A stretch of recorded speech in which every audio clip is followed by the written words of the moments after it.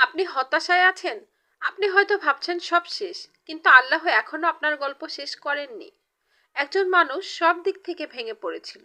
কাজ নেই, শান্তি নেই, মনে শুধু অন্ধকার।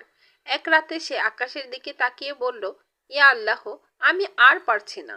পরদিন ভোরে সে মসজিদের পাশ দিয়ে যাচ্ছিল। ভেতর থেকে কোরআনের আওয়াজ ভেসে এলো। নিশ্চয়ই কষ্টের সাথেই স্বস্তি রয়েছে। তার চোখ ভিজে গেল। সে বুঝল, রাত যতই লম্বা হোক, ফজর আসবেই। এটা থেকে আমরা কি বুঝতে পারলাম? এটা থেকে আমরা বুঝলাম, হতাশা শেষ নয়, এটা আল্লাহর দিকে ফেরার ডাক। অন্ধকারের পরেই আলো আসে। আপনি হতাশায় আছেন। আপনি হয়তো ভাবছেন সব শেষ, কিন্তু আল্লাহ এখনো আপনার গল্প শেষ করেননি। একজন মানুষ সব দিক থেকে ভেঙে পড়েছিল। কাজ নেই, শান্তি নেই, মনে শুধু অন্ধকার।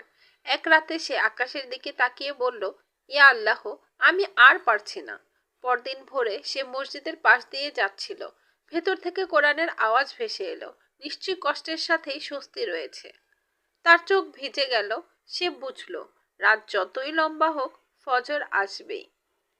এটা থেকে আমরা কি বুঝতে পারলাম? এটা থেকে আমরা বুঝলাম, হতাশা শেষ নয়, এটা আল্লাহর দিকে ফেরার ডাক। অন্ধকারের পরেই আলো আসে।